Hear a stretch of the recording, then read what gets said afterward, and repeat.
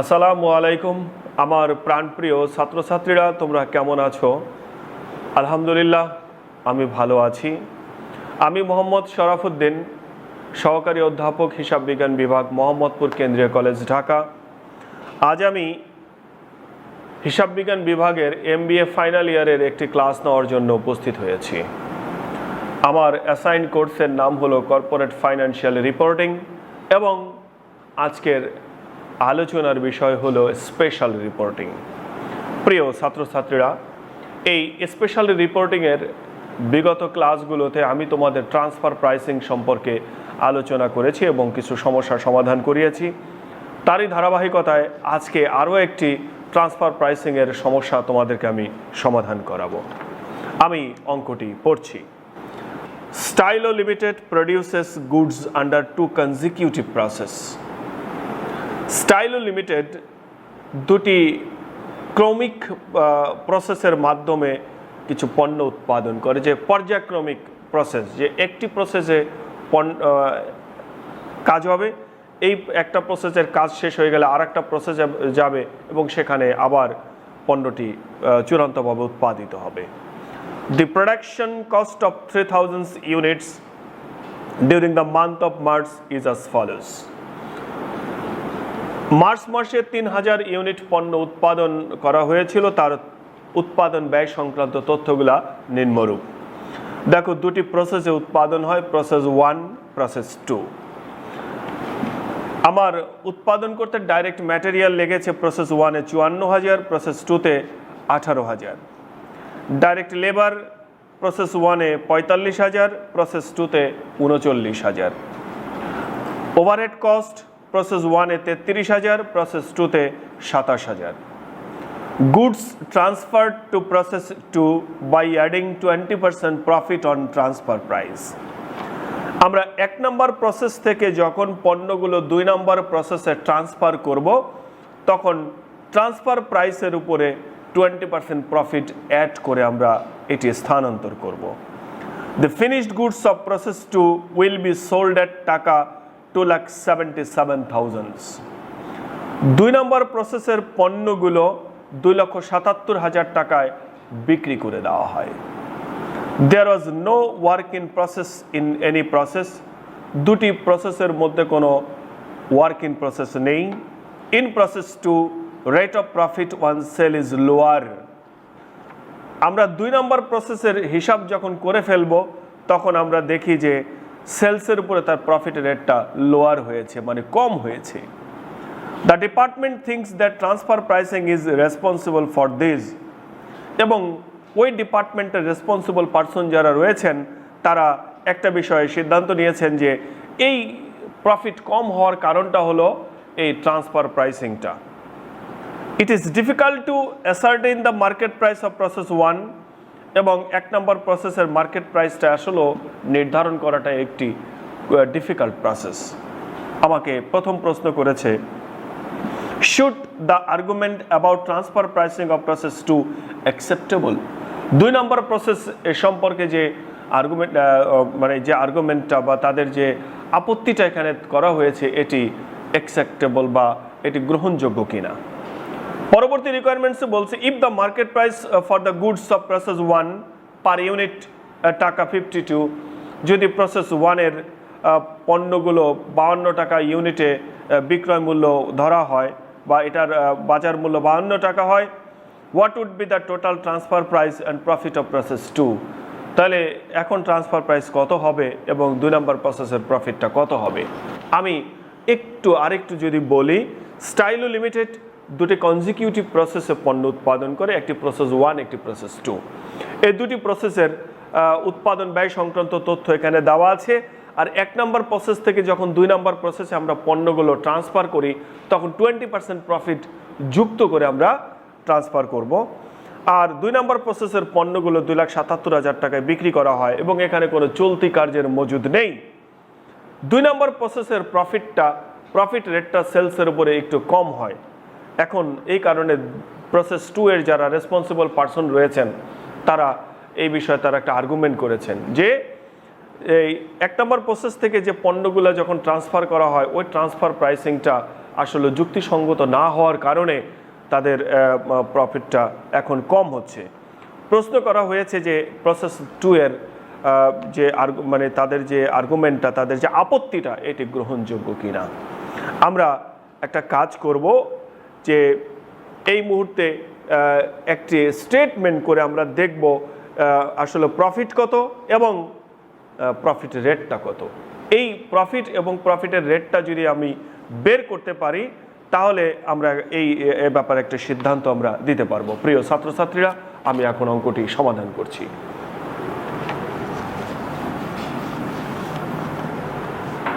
Requirements এ,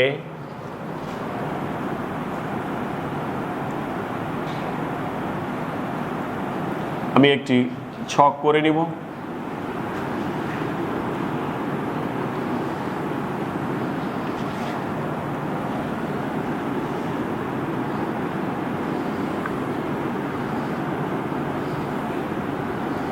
process 1, process 2। আমরা প্রথমে এখানে একটু লিখে নেব ট্রান্সফার প্রাইস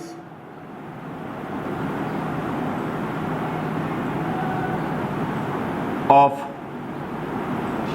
প্রসেস 1। 1 নম্বর প্রসেসের ট্রান্সফার প্রাইসটা, এটি 1 নম্বর থেকে 2 নম্বর প্রসেসে ট্রান্সফার হবে। আমি এই প্রাইসটা এখনই লিখবো না, পরবর্তীতে লিখব। এখন দেখি আমার কি কি জিনিস দেওয়া আছে এখানে।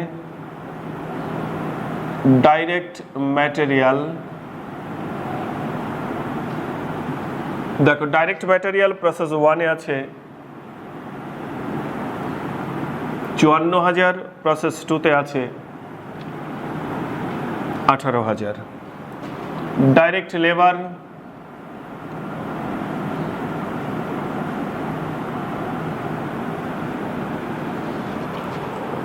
$45,000, 39,000। ওভারহেড কস্ট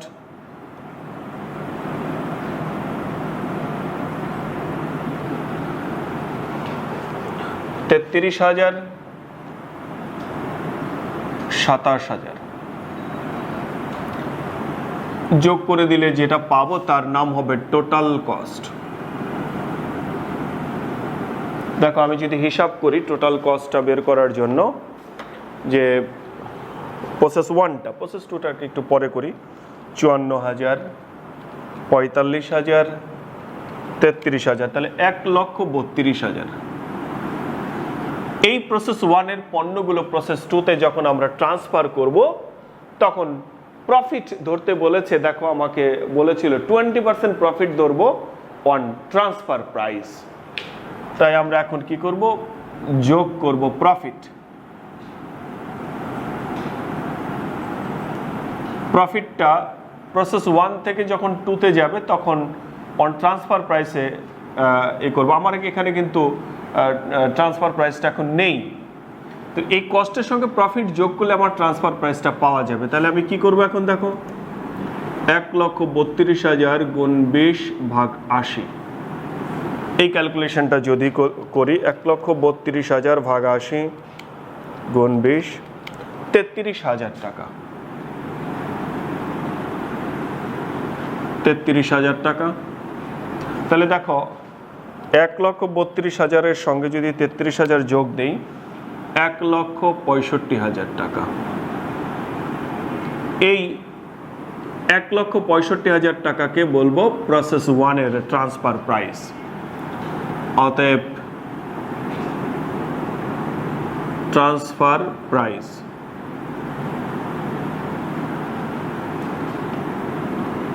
এই যে 1,65,000 টাকা, এটা ট্রান্সফার করে দেবো প্রসেস 2তে। এখন এই জন্য এই 1,65,000 টাকা প্রসেস 2তে লিখবো। এই যে প্রথমে যেটা লিখে রেখেছিলাম এখানে লিখবো 1,65,000 টাকা। তাহলে 1,65,000 যোগ 18,000 যোগ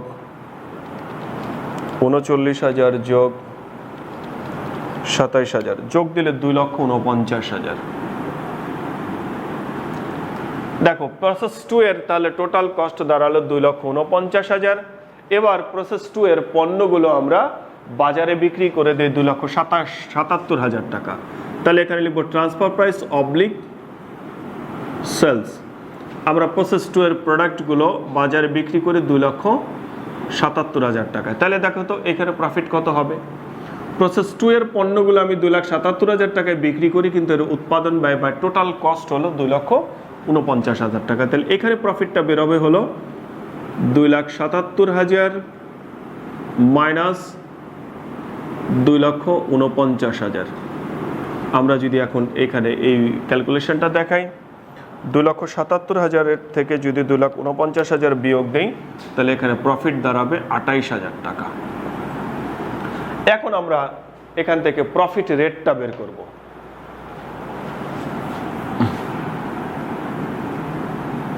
অতএব percentage of profit on transfer price, process 1 এ প্রফিটটা হবে on transfer price and process 2 এরটা হবে সেলস।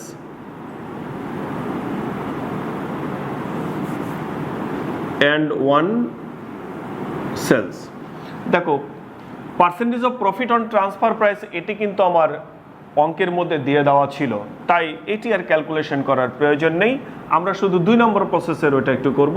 তাহলে 2 নম্বর প্রসেসের প্রফিটটা যদি রেট পার্সেন্টেজ অফ প্রফিট বের করতে হয়, তাহলে আমরা ক্যালকুলেশন দেখাবো profit divided by sales into 100। তাহলে দেখো প্রসেস 1 এর প্রফিট রেটটা আমার অঙ্কের মধ্যে দিয়ে দেওয়া আছে 20%, এটা ওয়ান সেলিং ট্রান্সফার প্রাইস। আর প্রসেস 2 এর প্রফিট রেটটা আমি এখন এই সূত্রে বের করব। দেখো আমার প্রফিট আছে প্রসেস 2 তে 28,000, আর প্রসেস 2 এর সেলিং প্রাইস হলো 2,77,000, ভাগ করে দিয়ে যদি 100 দিয়ে গুণ করে দিই 10.108 বা 10.11%। তাহলে দেখো প্রসেস 2 এর প্রফিট রেটটা সেলসের উপরে প্রফিট রেটটা হলো 10.11%, আর প্রসেস 1 এর প্রফিট রেট হলো 20%। তাহলে প্রসেস 2 এর তোমার কি বলে যে এই আর্গুমেন্টটা, তাদের যে প্রশ্নটা ছিল, should the argument about transfer price of process 2 acceptable, যে প্রসেস 2 এর এই আর্গুমেন্টটা অ্যাকসেপ্টেবল কিনা। তাহলে এই বিষয়ে আমরা এখন একটা সিদ্ধান্ত দিয়ে দেব। সিদ্ধান্তটা হলো the argument about transfer price, অতএব the argument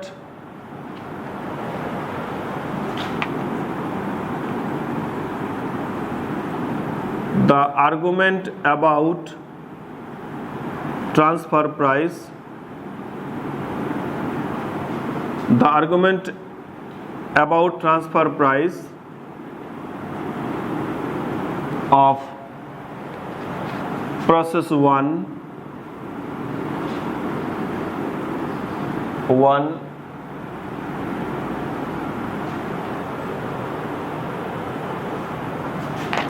process 1 or process 2 is acceptable.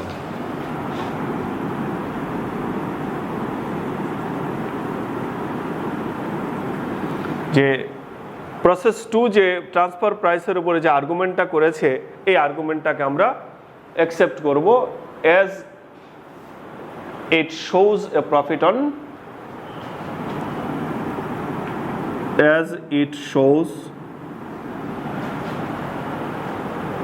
a profit on sales.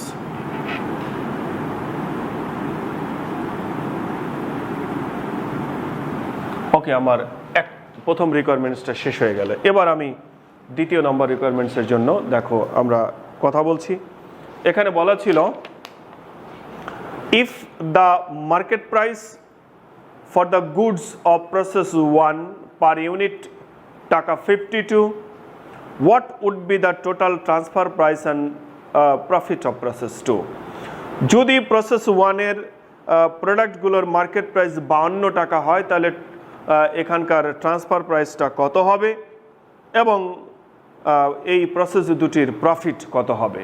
এখন রিকোয়ারমেন্টস বি করার জন্য আমরা আবার নতুন একটি টেবিল করে নেব। রিকোয়ারমেন্টস বি আমরা সেম প্রসেসে একটি টেবিল করে নেব।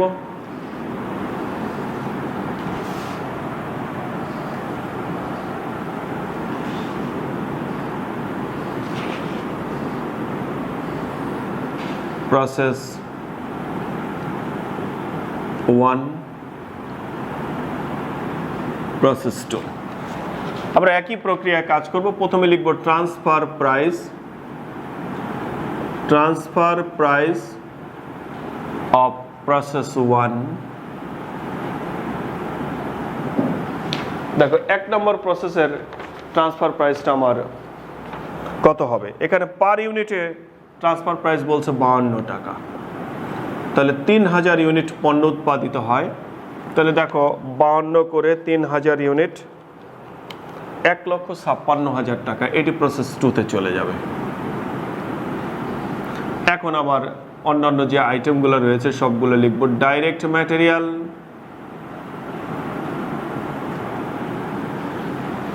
প্রসেস 1-এ 54,000, প্রসেস 2তে 18,000।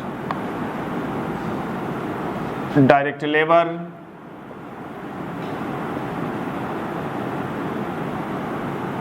প্রসেস 1-এ 45,000, প্রসেস 2তে 39,000। ওভারহেড কস্ট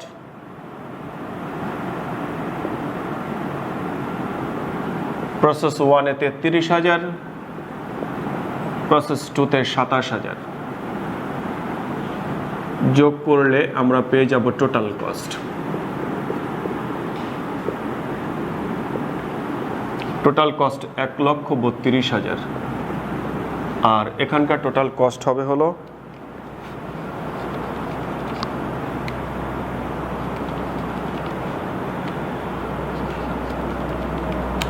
2,40,000 টাকা।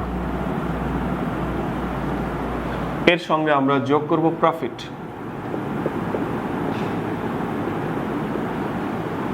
দেখো আমার এই প্রফিট যোগ করলে যেটি পাবো তার নাম হবে হলো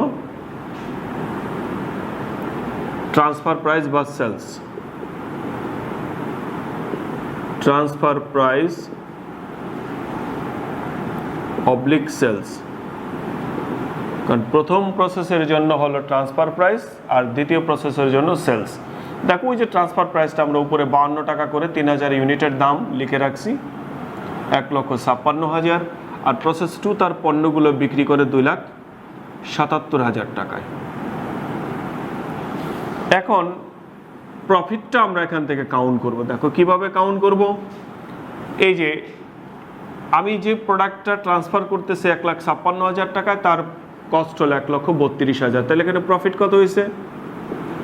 1,56,000 মাইনাস 1,32,000। প্রসেস 2তে দেখো বিক্রি করেছি 2,77,000 টাকায়, কিন্তু এর টোটাল কস্ট হলো 2,40,000 টাকা। তাহলে আমার প্রফিট কত দাঁড়াবে? 1,56,000 মাইনাস 1,32,000। তাহলে এখানে প্রফিট দাঁড়াবে 24,000। 2,77,000 বিয়োগ 2,40,000, এখানে প্রফিট দাঁড়াবে 37,000 টাকা। প্রিয় ছাত্রছাত্রীরা, দেখো আমার এই সমস্যাটি এখানেই সমাধান করা শেষ হলো। তোমরা সবাই মনোযোগ সহকারে অঙ্কটি দেখে প্র্যাকটিস করবা, ইনশাআল্লাহ কোনো সমস্যা থাকবে না। আগামী ক্লাসে আবার নতুন কোনো সমস্যা নিয়ে তোমাদের সামনে আবার হাজির হব। সে পর্যন্ত সবাই ভালো থেকো, নিরাপদে থাকো। আল্লাহ হাফেজ।